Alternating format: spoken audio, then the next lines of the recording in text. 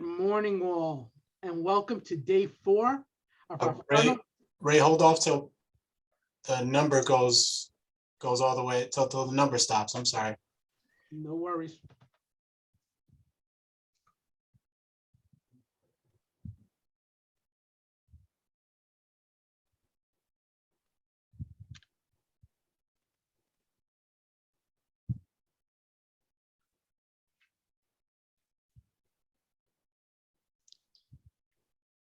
We just wait a little bit more. The number's still going. Noted.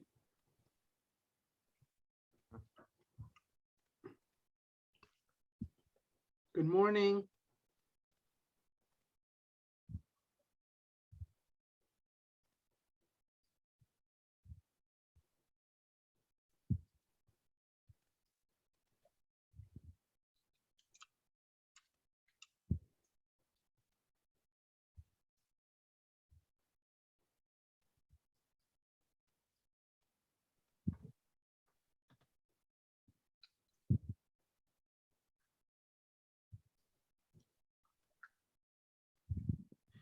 So good morning, all, and welcome to day 4 and our final day of the CUNY Accessibility Conference. Before we begin, let me go through some house rules. ASL interpreters will be spotlighted for all to see, and users should pin them to their screens. Next, captioning will be available throughout the day.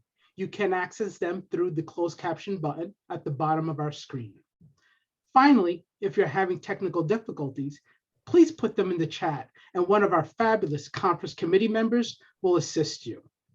Lastly, before we begin today's programming, I would like to thank our conference committee, COSD, CATS, UDL Squared, CCSD, and our fabulous presenters and attendees for taking the time to participate.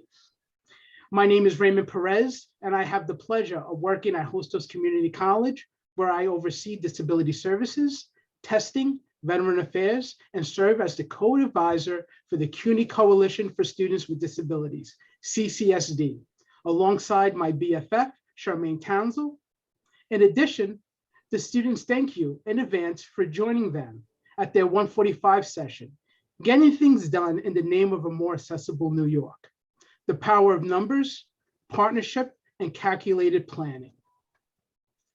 I identify as a light-skinned male Latino who has short brown hair and whose pronouns are he, him, and his. I am wearing a blue blazer, checkered blue white dress shirt, and a solid navy blue tie. To be fully transparent, I'm also wearing gray shorts, and thankfully that is off camera.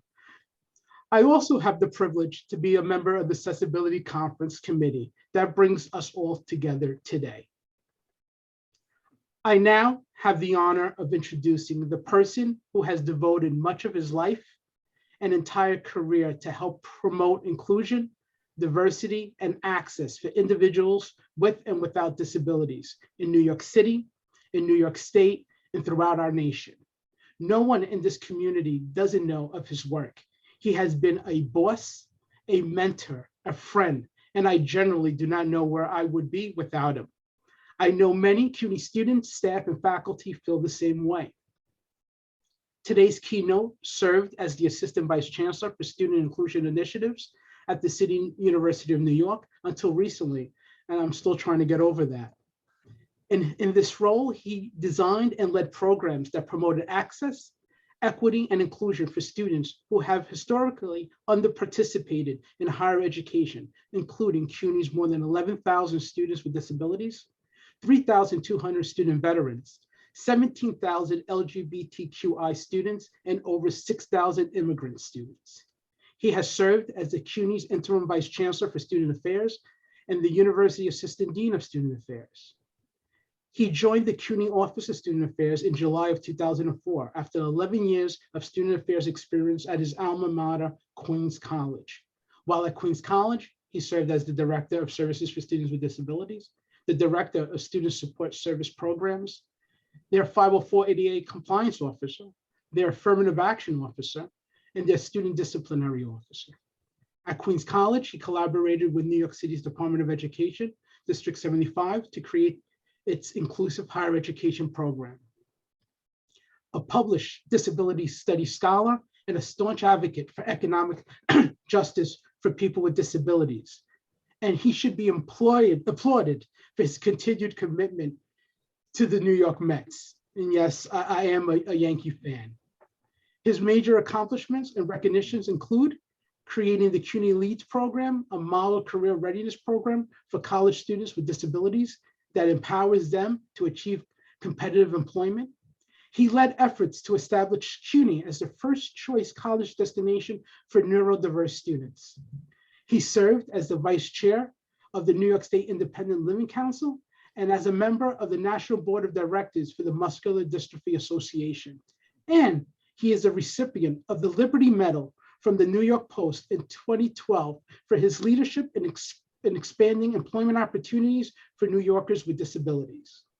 He is a shining example of the famous quote, "Talk about a dream, but try to make it real," by a great philosopher several of you may know, Bruce Springsteen.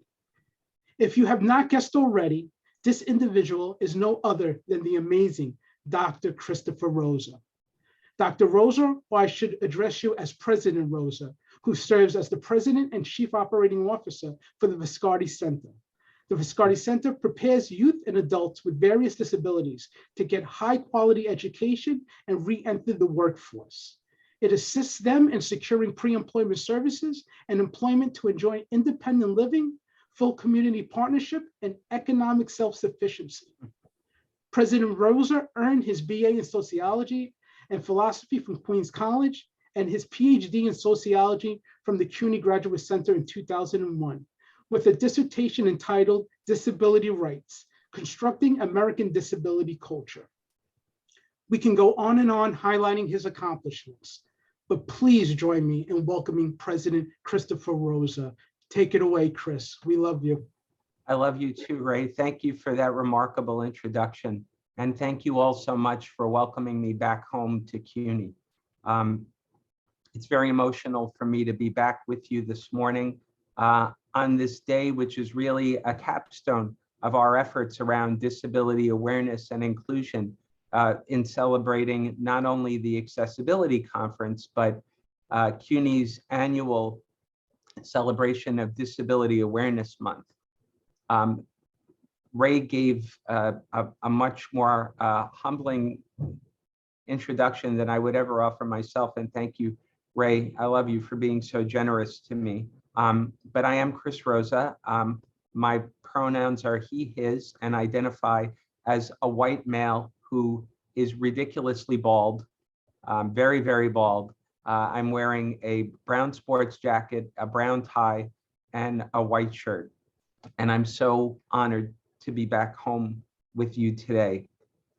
Congratulations to all of you on this milestone day in the CUNY Accessibility Conference, your 13th annual conference. One of my great privileges of being a long tenured member of the CUNY family is that I got to see a lot of these remarkable initiatives that raise awareness and understanding of the needs and interests of people with disabilities from their inception. And I've had the privilege of seeing the Accessibility Conference grow from a small, intimate gathering of burgeoning assistive technology professionals who are committed to getting together annually and sharing information and best practices on technology access to make higher education more accessible to students with disabilities, to its full flourishing now today, where you've attracted more than 1,000 attendees, faculty, staff, administrative leaders, and students, all of whom are singularly devoted to improving access, equity, and opportunity for students with disabilities in higher education in all its dimensions. And it's just so humbling to see where this remarkable conference has gone. And I know I share this sentiment with all of the longer tenured members of the CUNY family when I say that I'm thinking of our friend Carlos Herrera today, who was one of the driving forces behind the exponential growth of this conference. We lost Carlos too soon, but I feel his presence with me today And I know he's very much with all of us today and throughout the arc of this conference. I also congratulate all of you on the celebration of your 19th annual CUNY Disability Awareness Month. I was very, very lucky to be in the room, thanks to our then Senior Vice Chancellor, Jay Hershenson, to be in a room with our beloved Matt Sapolin and Mayor Bloomberg, when in 2003, he declared that April would be, in perpetuity, CUNY Disability Awareness Month. And over the course of 19 successive Aprils, together, we've raised consciousness and awareness of the access needs of individuals with disabilities. We celebrated our collective pride and in our community and in our identity as empowered individuals with disabilities. And we've celebrated the flourishing of disability studies at CUNY. We've celebrated the accomplishments and the advocacy and leadership of the CUNY Coalition for Students with Disabilities, the representative organization of CUNY's more than 11,000 students with disabilities. And I can't think of a better way to build on the momentum than today's conference. The ability for me to come back and speak to you today at CUNY has been the rarest of occurrences for me over these last 100 days. I'm 100 days into my new role as president and CEO at the Viscardi Center, a historic organization that empowers children and adults with disabilities to live lives of independence and meaningful work.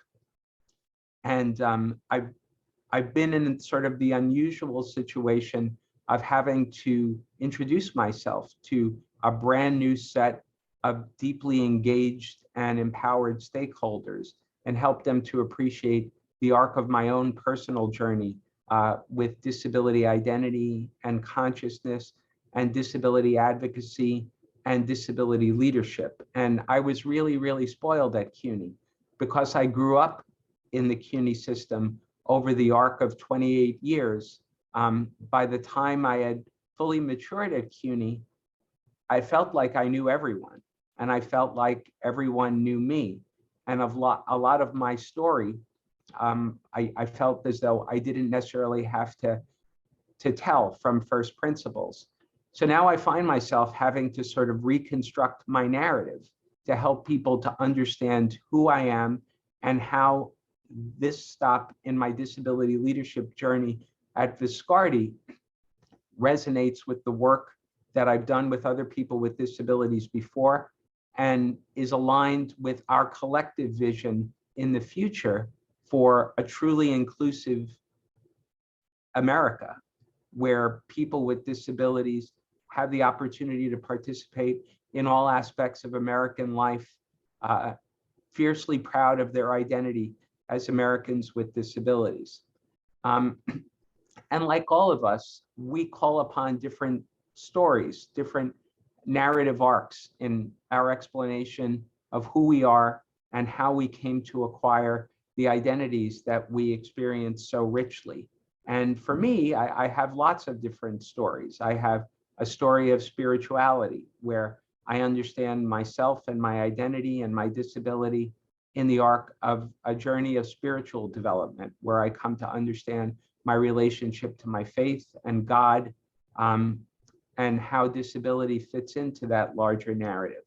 I have an advocacy story where I've been able to reflect upon how I learned to develop my own voice as a self-advocate and how lessons learned about advocacy over the course of my development as an empowered individual with disability has informed my understanding of who I am and my place in the world. But I find that the narrative that I draw upon most richly to explain to my stakeholders at Viscardi who I am, what core values resonate most deeply for me, and how those core values inform my work and my place in the world are ones that are rooted in an inclusion narrative. I have an inclusion story. It's a distinct inclusion story, but it's not unique. and it's one that I share with many of you at CUNY. But I just wanted to take a moment to share with you the arc of my one person, Chris Rosa's inclusion story, to help you to appreciate how deeply it means to me to be here with you today to celebrate all that we've accomplished together in terms of equal access and opportunity for people with disabilities at CUNY, and all the progress we've made in the meaningful inclusion of people with disabilities at our great university and in higher education and beyond. So my life story is, I think, a perfect illustration of the principle, sometimes it's better to be lucky than good. And while I think I'm pretty good at what I do and I've been able to forge some significant accomplishments, so much of it is timing. And it's very clear to me that had I been born 5 years earlier, that my life would be very, very different, and that I probably would not have the same opportunity to speak to you from the seat of the office of the president of the Henry Viscardi Center, were it not for the fact that I was born at a moment in history when things were really exploding for people with disabilities in terms of equal access, opportunity, and inclusion. I'm 55 years old now, and I started public school at PS 163 in Flushing in 1972. And that was 3 years before Congress passed the Individuals with Disabilities Education Act. And so when I was in the 3rd grade, I'd first begun to manifest symptoms of muscular dystrophy, a progressive degenerative neuromuscular condition that would ultimately result in me using a wheelchair as a young kid. And my school was largely inaccessible, and my parents were new to the experience of disability. They had very little personal experience with disabilities, but they loved their son beyond words and beyond measure. And my mom was an educator, my dad a union activist, and one thing they understood about was fighting for inclusion before they had words to describe inclusion. And my mom and dad would not accept no for an answer. They fought leveraging this new tool that was available at their disposal, the IDEA, to make sure that their kid got to participate in all of the same activities that all the other kids were getting to participate in elementary school and then in junior high school. They demanded that I be included in inclusive classroom settings. That way I could perform to the best of my abilities and get set on a path for college and the dream of a better life for me and my family. And because of that, because of their belief in me and their refusal to take no for an answer, and their ability to leverage this new tool and this new consciousness that was emerging around parents who were the parents of first-generation IDEA kids, I had opportunities that kids with the same disability who came before me never ever had. And because of that, I was poised for a full range of college choices and options. I ended up going very close to home, to Queens College. And it was largely because of the very progressive approach they had to disability services there. They had been the recipient of a TRIO grant that allowed them to make investments in disability services offices that a lot of the peer institutions did not have the same opportunity to make at the time. And I entered Queens College in the mid-1980s, and I found myself in a group of other empowered individuals, student leaders with disabilities who were actively redefining what it meant to be a person with a disability on campus and in contemporary American life. was the Queens College Committee for Disabled Students, which later on joined a coalition of other campus-based student disability organizations called the CUNY Coalition for Students with Disabilities. And together, the Committee for Disabled Students, with me in tow and CCSD, were able to advocate for equal access, opportunity, and full inclusion to participate in all aspects of university life. But more than that, we were able to march in the streets for big and important legislation that was developing at the time. In the late 80s, people with disabilities were building on the considerable momentum that was manifesting itself in Washington, urging Congress to pass the Americans with Disabilities Act. And I was really proud at that moment in time to get swept up in that momentum and to be involved in legislative advocacy visits and demonstrations to insist that Congress pass the ADA and that President Herbert Walker Bush sign the law into legislation. And it was a glorious day when all Americans celebrated when the ADA was signed into law in 1990. But over the next 2 years, there would be some critical and some treacherous moments where we would get to see what the ADA would actually mean for Americans with disabilities in contemporary American life.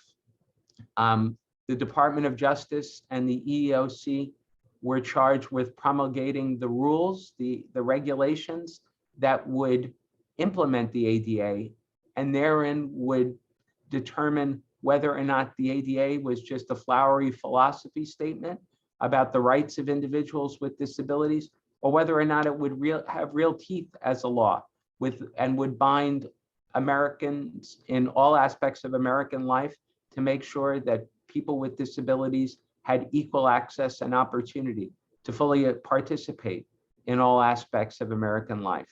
And again, being lucky and much luckier than I was good, I was nominated to participate in a training program of community activists by DREDF, the Disability Rights and Education Defense Fund, to be one of 200 disability activists trained nationally in the new regulations and to be trained to empower others of how to leverage this new law to make sure that all of our places of public accommodation, all of the facilities and all of the resources that were available to all other Americans were equally accessible to individuals with disabilities.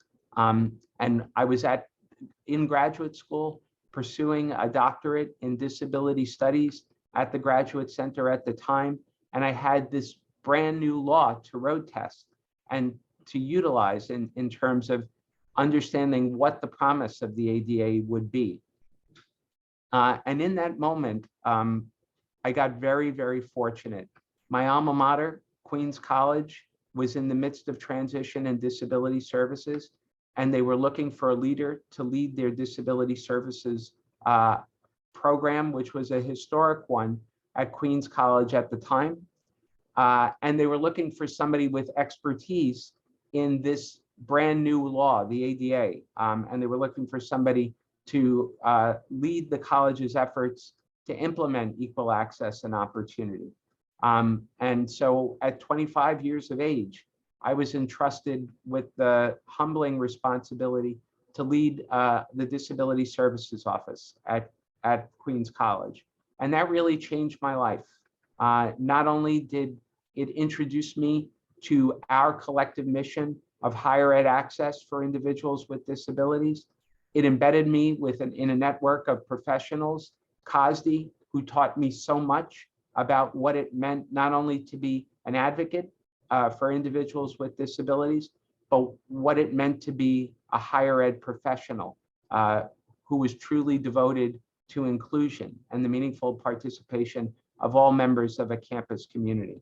And I'll still say that to this day, the most valuable lessons I've learned about leadership, about coalition building, and about what it means to be a student-centered professional are lessons I learned through my colleagues at COSD. And I shout out all of COSD, particularly your co-chairs, Christopher Lydon and Charmaine Townsell, for their abiding commitment to equal access and opportunity for all CUNY students. You're remarkable leaders, and I love you guys all very much. And it was the lessons I learned as a higher ed disability services professional that led me to progressively responsible leadership opportunities in higher ed. For those of you who are more junior in the field of higher ed disability services, you should know that the broad range of experiences that you're acquiring now will serve you extraordinarily well if you're looking for career pathways in higher education. Because as we all know, as a disability services professional, you're obliged to work with leaders in academic affairs, with leaders in administration, with leaders in public facilities and public safety. And it's your facility around that and your ability to understand all the different stakeholders in the higher ed enterprise and how crucial they are to equal access and opportunity to people with disabilities that will serve you well if you want to take your leadership skills and apply them more broadly to lead larger communities of college students. And that's certainly what happened to me. I was blessed to work at a place like CUNY that believed in me and that provided leadership pathways for leaders from diverse backgrounds that have historically been underrepresented in higher education. I'm just going to duck down and take a sip. Excuse my bald head. Thank you. And it led me to become the university dean for student affairs, then the university's interim vice chancellor for student affairs, which still to this day it was just a remarkable, humbling breakthrough opportunity for me.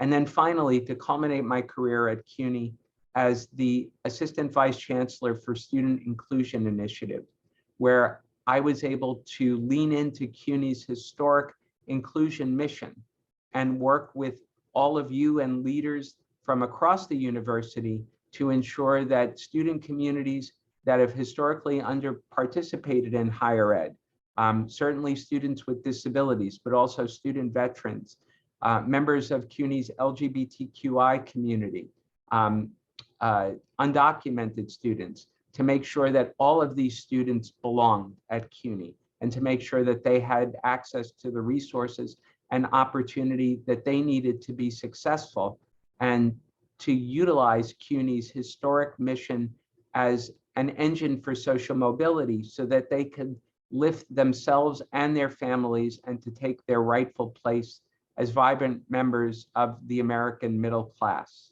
And I really believe that it was those experiences with inclusion, both the opportunities that were given to me because of inclusion and the ability to lean into my lived experiences with inclusion at CUNY to work with colleagues like all of you to promote the inclusion of CUNY students who have historically been denied that inclusion, not only spoke to my soul, but also provided me with the range of experiences that positioned me perfectly when this opportunity came along at Viscardi.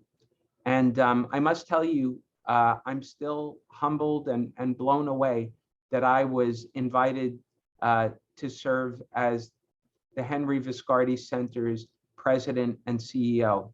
I saw myself as a CUNY lifer, as someone who would spend their entire career and their entire life working in higher education because I loved and cherished that work. I cherished our work together.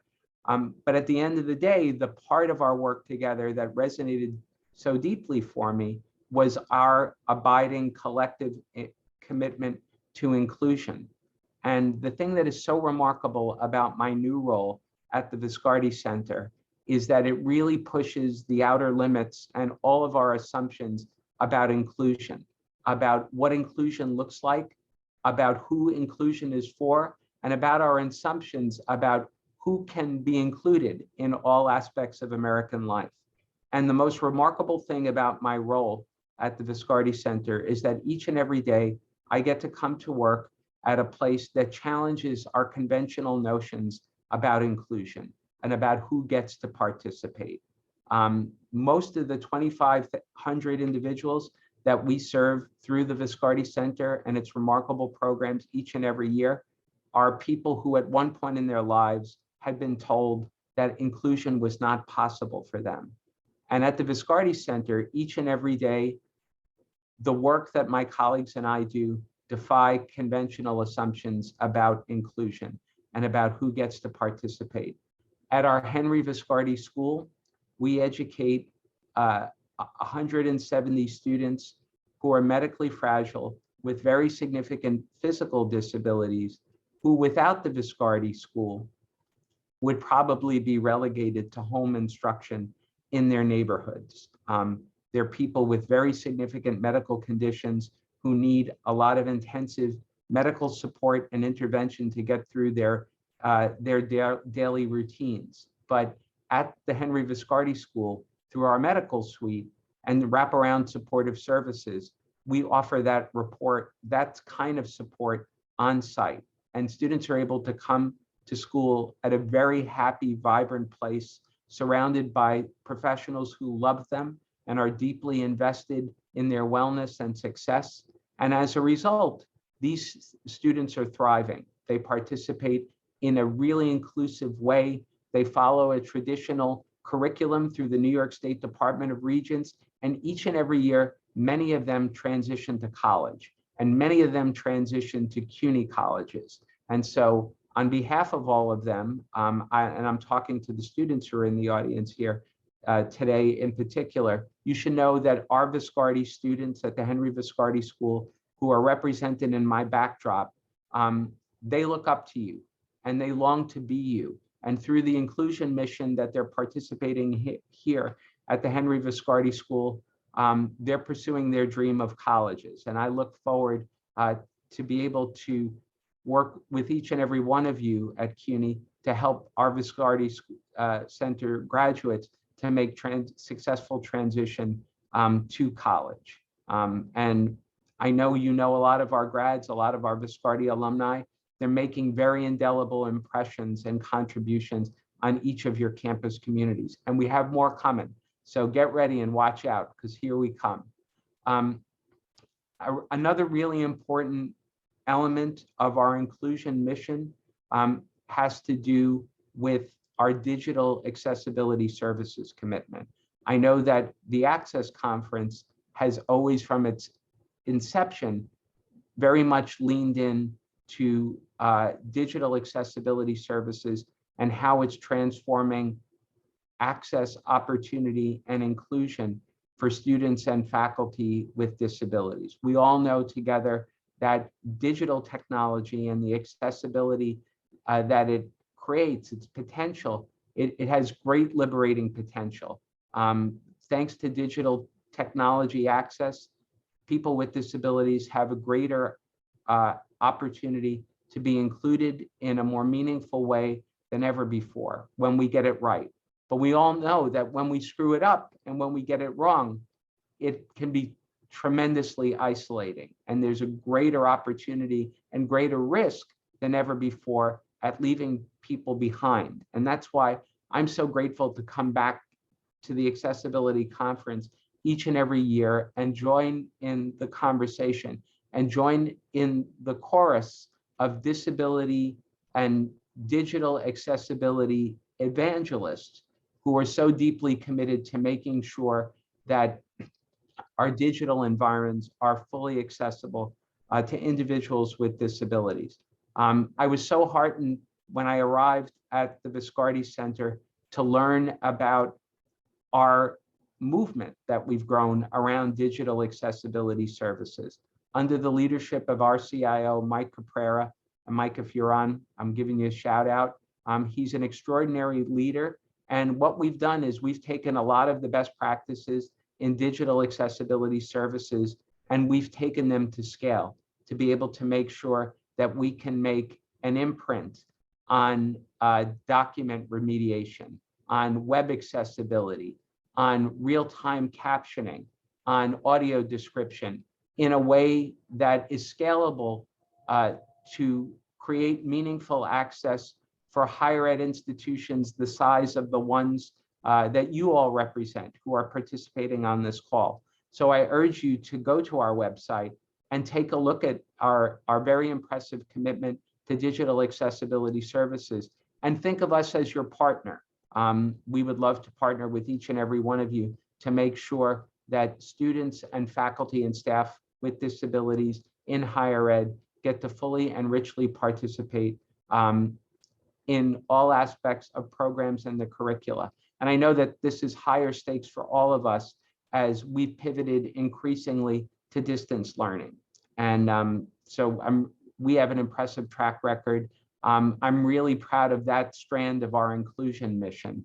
And just to toot our own horn a little bit, others have noticed, and we were really proud over the course of the last month to have been awarded contracts by the city of Portland, Oregon, and the state of Minnesota for Viscardi to be their exclusive provider of digital accessibility services. And so I'm really proud of our progress on that particular front. So in closing today, one of the things that I've carried over from my work with all of you at CUNY, and I've embedded to my work at Viscardi, is to be very intentional about trying to anticipate the needs of the community of individuals with disabilities we serve. One of the great things about CUNY, one of the great things about CATS and UDL squared is that you've always been on the leading edge and you've always looked at what is trending among best practices in access and inclusion. And when it comes to extending your inclusion mandate, we've always said, who's not present at our higher ed institutions? And how can we broaden the circle and improve access and opportunity for individuals with disabilities? So that's what we're doing at Viscardi. We're looking at how we can broaden our inclusion mission to meet people with disabilities where they are in the arc and in their family's arc of living with a disability. And so some of the things that we've been doing is broadening our mission to serve neurodivergent individuals, to make sure that we can take our elegant programs in promoting independent living and career readiness and extend them to people with intellectual disabilities, people with neurodevelopmental disabilities, to make sure that they have an equal opportunity to participate in all aspects of American life. We've looked at what the community of individuals with disabilities in the 5 boroughs in Nassau and Suffolk need. And one of the things that we've heard from families is that there's a greater need for financial empowerment counseling, a one-stop place for people with disabilities and their families to learn about financial planning in ways that help them to fulfill their dreams and to ensure that people with disabilities are poised to live lives of independence and work and meaningful work and leadership in their communities throughout the arc of their lives. And so we're working on ideas for a financial empowerment hub. So stay tuned for that. And we're looking at meaningful public and private partnerships to amplify our love and passion for disability community and disability culture. And I know that's something that lives and thrives at CUNY, but stay tuned at the Viscardi Center. We're going to be looking to work as a convener, as a place that serves as a real cradle and hub for curating disability history and celebrating disability culture and celebrating disability community. And what we're doing today, and by renewing this ritual of the Accessibility Conference, is we are celebrating disability community today. I'm grateful to all of you for having me back and for allowing me always to be a member of your family. I'm proud to be part of our community. I look forward to being with you over the arc of this last day of the conference to celebrate access, to celebrate inclusion, and to celebrate in community and family. So happy Disability Awareness Month. happy final day of the CUNY Accessibility Conference. And thank you for being my true family. I love you guys. Thank you, Ray.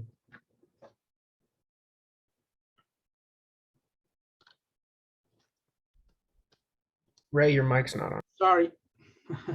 Thank you so much, Chris. Great job. And on behalf of 11,000 students with disabilities at CUNY and CCSD, we thank you for everything you have done for students at this great university, CUNY. We look forward to collaborating with you in the future to create an inclusive, accessible New York. And please do not be a stranger. Hopefully we can meet up soon with our sister Charmaine at our spot. Charmaine tells me that she's treating. And once again, this completes the keynote session for this morning. Our next session today begins at 12 p.m. Please use the same link to join us. And thank you all. And we hope you enjoy the rest of today's conference. See you at 12, everyone.